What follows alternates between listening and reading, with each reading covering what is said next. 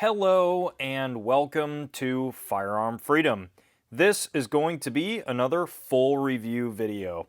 In today's full review video, we are taking a look at the TREX Arms Orion Battle Belt. And before we get this video started, guys, as always, I wanted to let you know the ways that you can support everything that I do here on the Firearm Freedom YouTube channel. You can head down to the description below and check out the links to the Firearm Freedom Subscribe Star account. On the Subscribe Star account, you're not going to see a lot of extra content, but it gives you guys a way even to donate as little as $1 a month to everything that I do here on Firearm Freedom. And if that's not for you, you can check out the Firearm Freedom merchandise store. Anything you purchase on the merchandise store greatly supports what I do here on the channel. And if you guys are not looking to donate to the channel in any way, then you can simply just watch these videos, comment down below, let me know what you think of the videos, hit the like button, hit the subscribe button, and share them around with your friends. All that stuff really does help defeat the YouTube algorithms that are constantly pushing down gun content here on the platform. The last time that you saw the TREX Arms Orion Battle Belt here on the channel was almost 2 years ago. And I can't even begin to tell you how many range days this battle belt has seen in the configuration that you guys are seeing it here. Nothing has changed from the first impressions video that I did almost 2 years ago. And if you guys want to check out that video, you can hit the card up in the right hand corner of your screen right now, and that'll bring you right to it. I have put this thing through incredibly hot and humid range days, all the way to really snowy and blizzard-like range days, to really cold rain and pretty much every condition that you can think of. I have worn this for hours at a time, and I have ran this with a bunch of different guns and a bunch of different setups. And I have to say, this thing has held up incredibly well overall. If you look at just the belt itself, the outer Orion belt and the inner belt, I have no fraying anywhere, none of the ends of the stitched in MOLLE webbing here or anything like that is coming loose. None of the stitching is coming loose. Everything looks pretty much exactly like how I got it out of the packaging in the mail, and that is pretty freaking awesome. The only thing that shows a little bit of wear is the actual buckle itself. Right on the top here, you can see that there's a little bit of wear and also a little bit of wear on the Cobra buckle.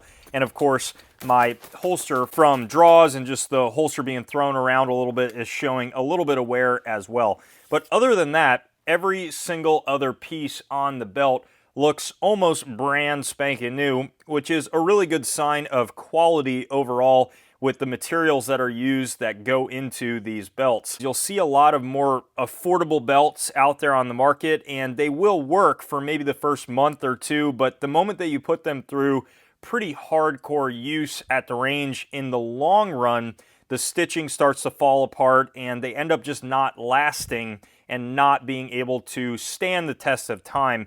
And I really am excited to say that the TREX Arms Orion outer belt and inner belt is still going strong with no issues whatsoever. Here in 2021, I know a lot of people have been having a hell of a time trying to find gear items like this belt setup. Just before this video, I actually looked on TREX's website and also on High Speed Gear's website and North American Rescue's website, and those are all of the pieces that are on this belt. It's either from TREX directly, or it's from North American Rescue or High Speed Gear, and all of these parts seem to be in stock. Now, they may not be in stock in the exact color configuration that you see here, which is all multicam. But with that being said, although it may be a little bit mismatched in the color, you should be able to build this entire belt setup with no issues. Now, holster and all, the entire amount of money that I have into this belt setup is around $530.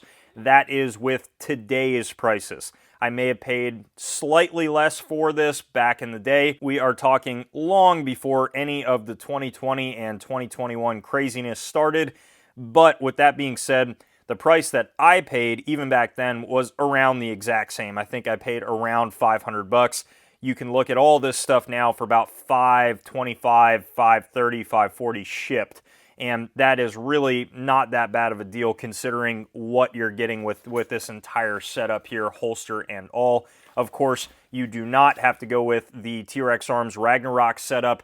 I have been running this for quite some time, and I really do enjoy it. I actually have a few more Ragnaroks on the way for a 1911 and their SD Ragnarok holster to run with my VP9 and some upgrades that you guys will see dropping in a little bit here with my Dead Air Ghost 45 suppressor. This is a very modular system with the Safariland fork in the back. It can really just pop off with no problem, and then you can pop on a new holster. One thing that I have definitely come to love about this Orion battle belt at the range, and specifically the Ragnarok holster setup and also the TREX Arms dump pouch, is the leg straps that are on it. Now, many of you have made comments in previous videos about how it looks like I'm wearing a diaper or something like that, and I totally understand why. It kind of hikes up your pants a little bit, and there's not much you can do about it. It just kind of looks like you have a diaper on.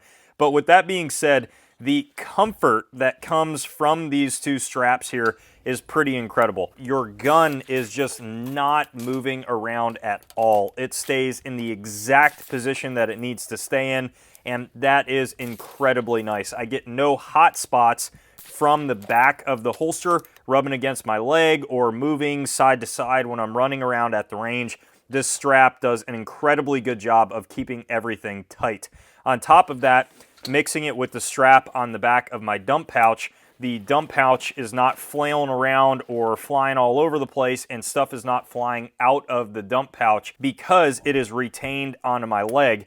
And with both of these straps combined, it actually makes the entire belt more secure around my waistband, and I really, really do enjoy it. I don't really care what it looks like at the range. I care a lot more about how practical it is, and these two straps right here are incredibly practical to run on the belt at the range. Speaking about the dump pouch, this by far is the most used item on the entire belt.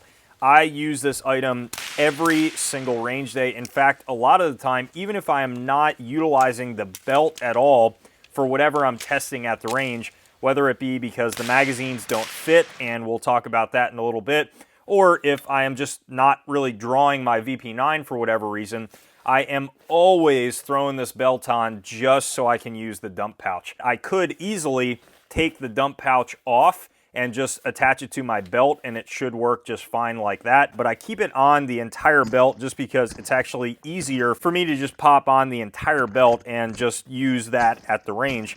And I use this for a ridiculous amount of administrative tasks at the range. More recently, I've been taking a lot of shotguns to the range, and this has come in handy like crazy, dumping an entire case of 25 rounds in shotgun shells, whether that be birdshot or buckshot or whatever. I can throw them all in this pouch and just pull from them one by one to load my shotgun or to load my side carrier or whatever on that shotgun, and that is incredibly helpful to have. Even when I was bringing my Yugo SKS to the range, I actually threw some 7.62 by 39 loose rounds in here, and I was able to pull from those no problem to load stripper clips or just to load the rifle itself. This dump pouch was by far, for the money, one of my favorite things that I bought for this entire belt. And if you're gonna set up a battle belt, whether it be for just running and gunning at the range or for some real use in an SHTF situation, I think this is incredibly useful to have. And if you don't want to use it, you can just simply roll it up, and you have this Velcro piece on the inside, just like you guys saw in the first impressions video.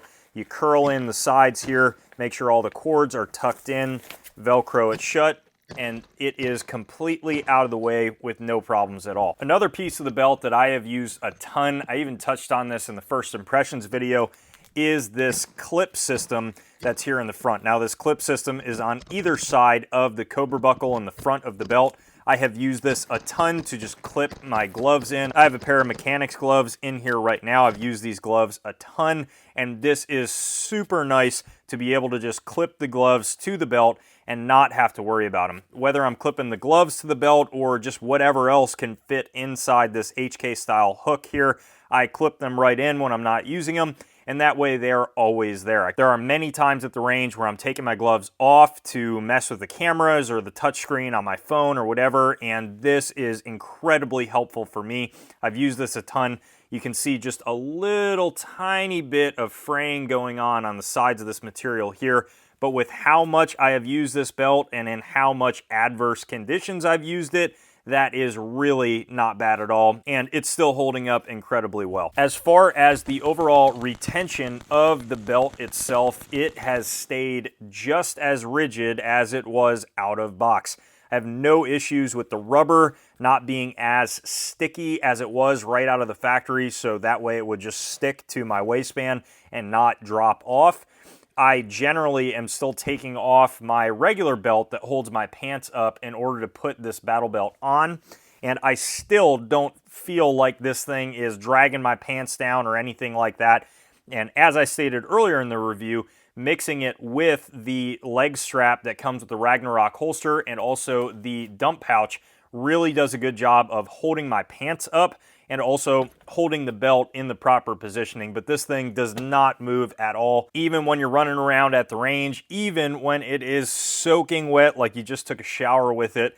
It does not move, and that is pretty awesome. I have yet to have to utilize these inner Velcro straps to go along the belt that's around your regular pants. As far as the S-Tac Kiwi mag holders and how those are doing, I still don't really have any complaints. I have actually run now the dual pistol mag pouch in the front with double stack mags and also single stack 1911 mags. I've been running these a lot more lately with the Cimarron 1911 review that's going to be dropping soon. And what I've noticed is that these actually hold in single stack 1911 mags pretty good with no problems at all. They still have a really nice amount of retention. They're not flying out or anything like that, but it's still very easy to draw the mags. The only thing I wish I would have switched out in the beginning was this S-Tac Kiwi rifle pouch. Now, this works incredibly well for standard 5.56 AR mags. I have no issues with it with that style of magazine. But what I failed to realize is how many times I would be bringing this belt setup to the range without a standard AR-15 variant, especially nowadays when ammunition is so tough to find. So sometimes I might be bringing something totally oddball and totally different from what I'm used to shooting, and because of that reason, I found myself a lot of the time not being able to utilize this S-Tac Kiwi pouch because I was bringing something like an AK variant to the range or a 308 battle rifle setup to the range, and all of those different things made me realize that I probably would have been a little bit better suited for my uses with something like a high-speed gear taco pouch, and even maybe a taco pouch that had 2 layers so I could have one mag in the back and actually another mag in the front. The reason why I like those taco pouches is they are one of the few pouches that actually allows you to pretty much put whatever rifle mag you want to in that pouch. I have put in AK mags, standard 7.62x39 and 5.45. I've put AR-10 mags, I've put G3 mags, I've put FAL mags, I've even put M1A mags in there, and they all fit just fine. That's the beauty of the taco pouch, is you can fit a ridiculously wide variety of magazines in that pouch. So in the future, I actually may be swapping this pouch out for one of those taco pouches, and I think for me and my uses, bringing a wide variety of different guns to the range, that is definitely going to be the better way to go. As far as the configuration of the belt, I see absolutely no need to switch it out. The only pouch that I really found myself rarely ever using was this high-speed gear small pistol taco pouch here on the side. I originally got this so that I could put a white light in there, and occasionally I do put a white light or even a multi-tool or something like that. But I found that at the range, I rarely am ever using this pouch. So this may be a pouch that ends up going in the future, and maybe I kind of reorganize everything just a little bit or just lose the weight and not have anything there at all. But at the moment, this is going to stay. I might still use it for some administrative tasks at the range. I paid full retail price for all this stuff. I really just wanted to get something that I knew would work well. If you're looking to get a solid battle belt setup, the Orion seems to be one of the better ways to go. Now, this is not the only awesome battle belt that's out there on the market. There are a lot of other options out there that are going to be very comparable to this TREX Arms Orion. The one thing that I have noticed is that a lot of other battle belts are really hard to find right now, whereas the TREX Arms Orion, it seemed like it may not be available in the specific color that you want, but right before filming this video, I checked, and the Orion outer belt and inner belt are available in a number of different colors and sizes ready to go. And although I spent around $530 into this entire belt, you definitely don't have to buy everything at once. You can buy just the belt, you can buy just the mag carriers, you can buy the outer belt, then buy the inner belt. You also don't have to go with something like this North American Rescue IFAC. You don't have to go with the dump pouch. There's a lot of different configurations that may work for me, but won't work for you at all or are not really necessary for you. So definitely try a couple things out and use it many times, and you will start finding out what works for you and what doesn't. That is going to wrap up this full review video on the TREX Arms Orion battle belt. Let me know if you have any questions about the battle belt or anything else on the channel down below in the comment section, and you guys know I absolutely will get back to you. While you're down there, check out the description for the links to the Firearm Freedom Facebook, Twitter, and Instagram account. I do daily posts over there that you guys are not going to want to miss. As always, thank you so much for watching, and stay tuned for more great videos to come soon.